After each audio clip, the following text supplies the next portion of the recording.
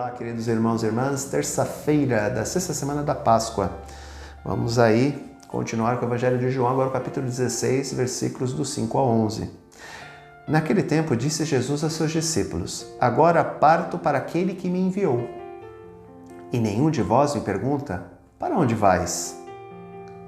Mas, porque vos disse isso, a tristeza encheu os vossos corações. No entanto, eu vos digo a verdade, é bom para vós que eu parta. Se eu não for, não virá até vós o defensor. Mas, se eu me for, eu vô-lo mandarei. E quando vier, ele demonstrará ao mundo em que consistem o pecado, a justiça e o julgamento. O pecado, porque não acreditaram em mim.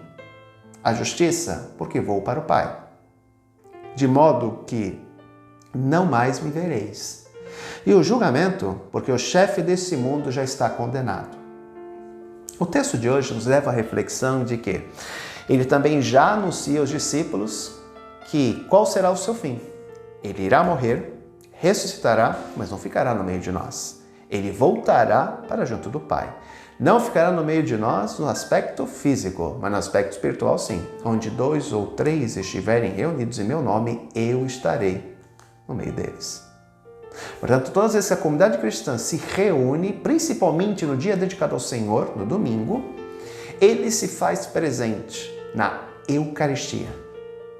Na mesa da palavra, na mesa da Eucaristia propriamente dita.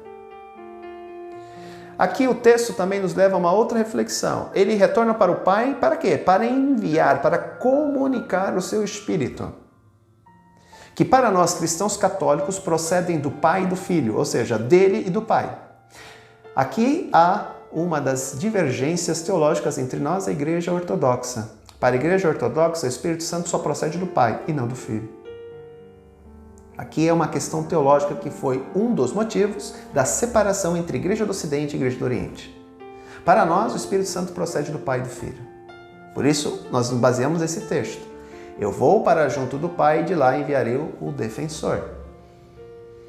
Para os cristãos ortodoxos, não. O Espírito Santo só procede do Pai. E quando vier, ele demonstrará ao mundo que consiste o pecado, a justiça e o julgamento. O pecado porque não acreditaram nele. Qual é o grande pecado que não haverá perdão? O pecado contra o Espírito Santo. E o que é o pecado contra o Espírito Santo? Negar a salvação, negar Jesus Cristo. Porque se eu nego a salvação em Jesus Cristo, eu não tenho como ter o perdão dos meus pecados. Portanto, eu me condeno. Entendem a lógica? Se eu nego que Jesus é o Senhor, se eu nego que Jesus é o Salvador, se eu nego que Jesus Cristo veio para este mundo, eu não alcanço salvação. Aquele que crê em mim não morrerá jamais.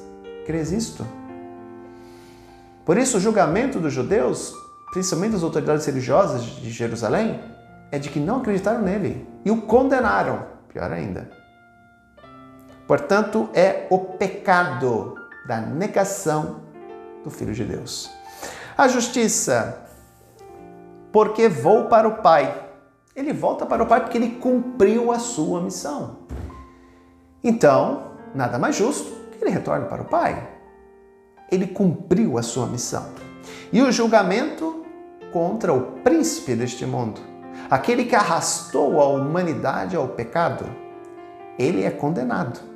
Ele é derrotado através do alto da cruz. Por isso, queridos irmãos e irmãs, que o nosso coração se encha de alegria e não de tristeza, como ocorreu com os discípulos naquele momento. Ele cumpriu a sua missão pela nossa salvação. Ele se fez homem pela nossa redenção. Ele nos ama de tal modo que, depois de cumprir tudo isso, ressuscitou, retornou para o Pai e enviou o Espírito Santo para que nós não ficássemos órfãos.